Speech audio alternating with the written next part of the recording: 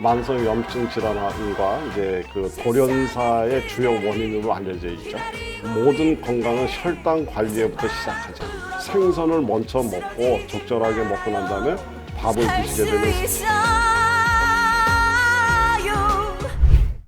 오늘은 당뇨보다 더 위험한 이 현상, 우리 모르고 당하는 겁니다. 혈당이 롤러코스터를 탄다. 혈당 스파이크라는 현상에 대해서 준비했습니다. 이 혈당 스파이크는 만성 염증 질환과 이제 그 돌연사의 주요 원인으로 알려져 있죠.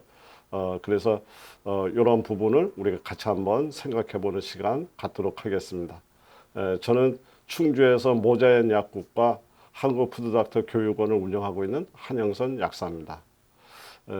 오늘 이제 주제 내용은 모든 건강은 혈당 관리에부터 시작하자. 혈당 관리는 건강 관리의 핵심이고 출발점이다. 이렇게 이야기할 수 있겠습니다. 이제 과거에는 혈당 관리라든가 이런 것들이 어떤 필요에 의해서 뭐 하루 또 아니면 일정 어떤 상황에 따라서 혈당을 검사할 수 있었다고 그런다면 지금은 여러 가지 그 기술적인 어떤 진보가 일어나다 나니까 간단한 앱에 의해서 우리 24시간 연속 혈당의 변화를 추적할 수 있는 이러한 기구들도 이제 만들어지고 이렇게 하면서 우리가 당뇨가 아닌데도 불구하고 수시로 당뇨와 유사 증상이 많은 사람들이 이렇게 놓이고 있다는 것들도 이제 우리가 알게 됐습니다. 그래서 이제 그것을 통해서 어떻게 우리가 이것을 관리를 해야지 되는가, 이제 이러한 내용이 되겠습니다. 통상적으로 우리가 혈당이라고 하는 것은 우리 지난 시간에도 이제 우리가 같이 공부를 하셨지만 우리가 에너지를 얻기 위해서 항상 포도당을 갖고서 이제 에너지를 만들어내는데 우리가 당이 우리 몸속에 들어오게 되면 이 혈관 속에 혈당, 당이 어느 정도 이제 이렇게 분포되어 있는가를 이야기를 합니다. 근데 이것을 보통 지금 그림은 정상적인 이제 범위를 지금 그림으로 설명하고 있는데 약 70의 하한선이 70이죠. 그리고 상한선이 140. 이런 정도의 상태로 아주 완만한 곡선을 그리면서 우리 몸의 혈당이 조절되는 걸로 이제 이렇게 알려져 있습니다. 그런데 만약에 이렇게 아주 완만한 곡선을 그리는 것이 아니라 우리 인체의 주된 에너지로 사용돼야 될 이 바로 그 포도당이 조절되지 않고 그냥 쭉 올라갔다가 또 푹 내려갔다 이렇게 롤러코스터를 타게 되면 어떻게 될까 하는 그런 문제입니다. 결국은 우리가 당이 아니더라도 우리 먹는 식습관이라든가 이런 거에 따라서 보이지 않는 롤러코스터를 타고 있다. 이제 그런 얘기가 되겠고요. 그래서 당이 이제 이렇게 올라가게 되면 우리 몸의 에너지원이라고 하는 이 포도당이 많이 들어가게 되면 당연히 그 포도당은 지금 그림에서 보는 것처럼 세포 안으로 들어가게 되고요. 세포 안에 엄청난 포도당이 들어가게 되면 그것을 연료로 삼아서 에너지를 만들어야 되는 미토콘드리아의 강력한 부하가 걸리죠. 그래서 미토콘드리아가 그 기능을 충실히 해내지 못하게 되면서 바로 여러 가지 문제가 일어나게 되는 것을 우리는 이제 이 당 스파이크, 혈당 스파이크 이런 용어를 쓰고 있습니다. 그래서 이제 이렇게 해서 미토콘드리아가 자기 기능을 제대로 못하게 되면 당연히 우리 세포의 핵이 손상되고 그리고 산화 스트레스라고 하는 우리 세포 손상이 진행되고 또 에너지를 못 만들어내니까 우리 몸에 기력, 우리 몸을 움직일 수 있는 에너지가 고갈 상태가 되고 이제 이런 상태가 놓이게 되는 겁니다. 이렇게 놓이게 되고 이제 그렇게 되면서 이제 당화 반응이라는 이제 그 반응이 진행이 되는데 이 당화 반응이라는 것은 뭐냐면은 이 사용되지 않는 당에 의해서 세포들이 기능을 잃어가고 있는 것을 우리는 당화 반응이라고 얘기를 하고요. 지금 여기 그림으로 삼겹살을 구워 놓는 모양을 이제 제가 화면에 자료를 준비를 했는데 삼겹살이 처음에는 하얗다가 익어가는 과정에서 노릇노릇해지다가 더 익어가게 되면 새까맣게 타는 이런 과정을 우리는 당화 과정이라는 내용으로 설명할 수가 있습니다. 그러니까 이거는 누구라도 우리 노화 과정에서 피할 수 없는 일이기는 하지만 지금 옆에 네모난 칸에 보여주고 있는 것은 어린아이로 태어났을 때 백색 같은 아주 피부가 우리가 나이를 먹으면서 점점 진하게 변해가는 과정을 볼 수가 있는데 이것이 바로 당화 과정의 결과물이다. 그러니까 세포가 병들고 기능을 잃어가기 때문에 생겨나는 과정이다라고 볼 수 있습니다. 그러나 이거는 우리 누구라도 피해갈 수는 없겠지만 그러나 이러한 과정을 줄일 때 더 완화를 시킬 때 우리는 보다 더 건강한 이런 생활을 할 수 있다.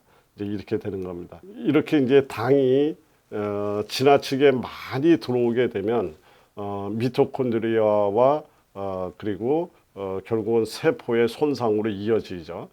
그래서 일어나는 현상을 우리는 당화 반응이라고 얘기를 하는데 우리 몸 안에서는 그 당화 반응을 줄이기 위해서 본능적으로 췌장은 그 인슐린을 분비를 해서 과잉으로 말썽을 부리고 다니는 포도당을 저장소로 옮기게 됩니다.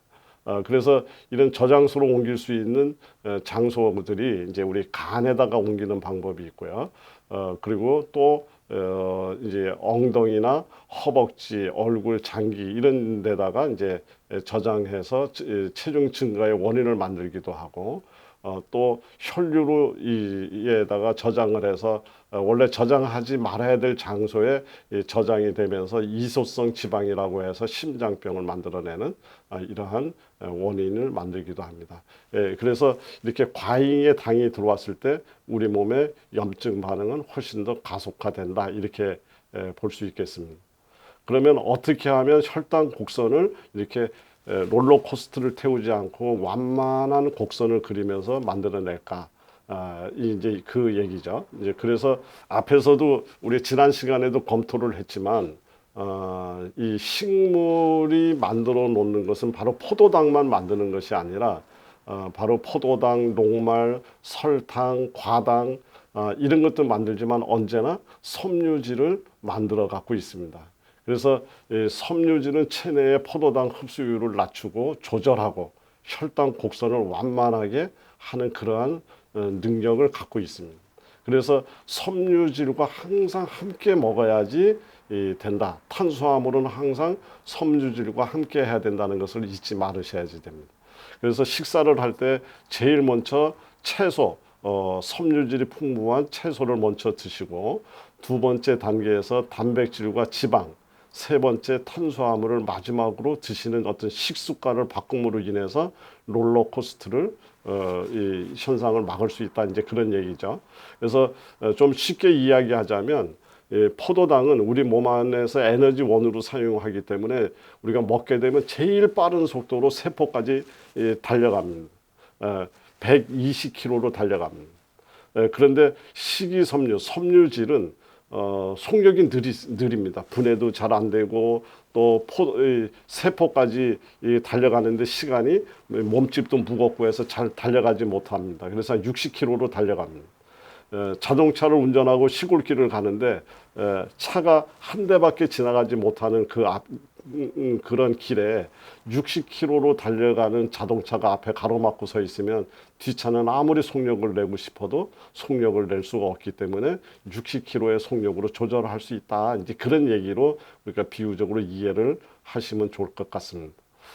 예를 들어서 뭐 이렇게 식사를 하시는지는 모르지만 파스타를 먹는데 여기에 브로콜리가 있고 파스타가 나왔습니다. 파스타는 녹말이 많은 그러한 소위 이제 그런 탄수화물입니다. 그래 이것을 드시게 되면 당연히 파스타를 먼저 드시게 되면 얘는 빠른 속도로 분해가 돼서 이 혈당이 쫙 올라가니까 이것을 거꾸로 브로콜리를 먼저 먹고 이거는 섬유질이 풍부한 탄수화물을 많이 갖고 있는 채소죠.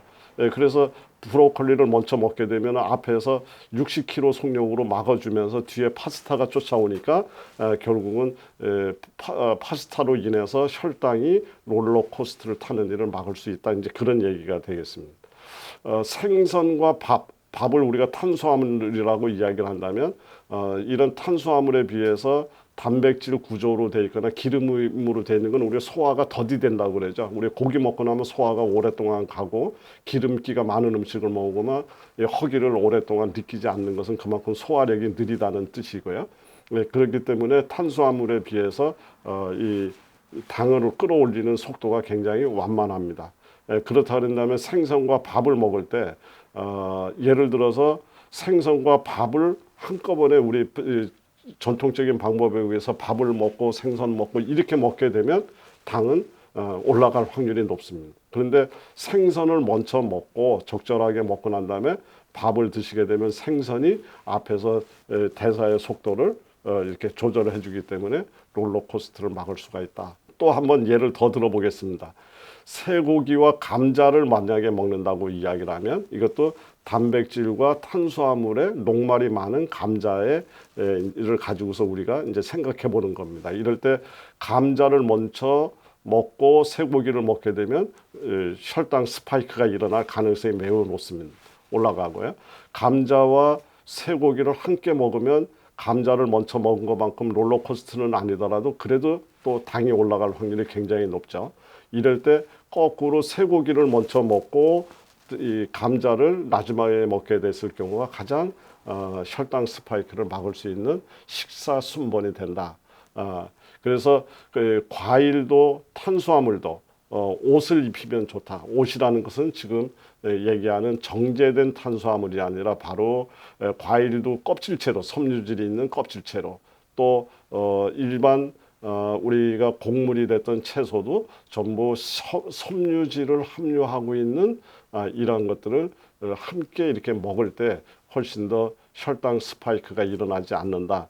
이렇게 이야기할 수 있겠습니다. 그리고 또 하나의 이제 이야기를 제가 팁으로 아주 정말 아주 좋은 이런 방법을 하나 알려드리면 녹말이 됐던 포도당이 됐던 이것이 에너지로 바뀔 때 이것을 천천히 조절해 줄 줄 아는 또 물질이 하나가 있습니다. 그것이 바로 식초입니다. 그래서 식사를 하기 전에 식초를 조금씩 이렇게 식초 음료를 드신다든가 이렇게 됐을 경우에 혈당 곡선이 굉장히 완만해지는 걸로 알려져 있고요.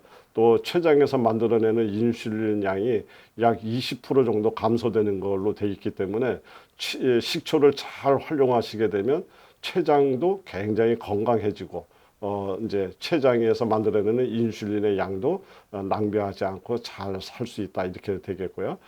그래서 특히 식초는 단 음식과 당이 많은 음식이죠. 와 녹말 음식을 먹을 때 효과가 더 큰 걸로 알려져 있습니다. 그래서 이제 이야기를 결론을 내면 제일 먼저 먹는 음식은 어떤 거냐?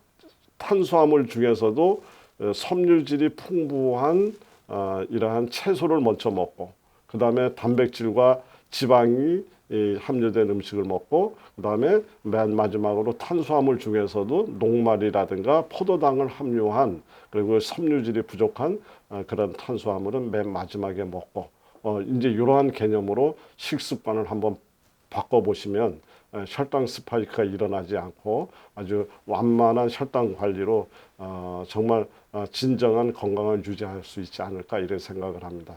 그러니까 단순히 저탄 고진이 뭐 어떤 이런 건강 이론에 우리 이렇게 편협된 이런 어떤 이론을 바라보지 마시고 어떤 이런 내용들을 좀 잘 이해를 하셔서 같은 탄수화물을 바라보시더라도 섬유질이 많은 탄수화물이냐, 녹말이 많은 탄수화물이냐, 아니면 또 정제된 탄수화물이냐 이런 것들을 구분해 가면서 우리 식생활에 적응을 하시게 되면 누구보다도 지혜롭고 현명한 건강 관리가 될 거라고 생각합니다. 네, 오늘은 여기까지 마치고 또 다음에 또 좋은 자료 준비해서 또 찾아뵙도록 하겠습니다.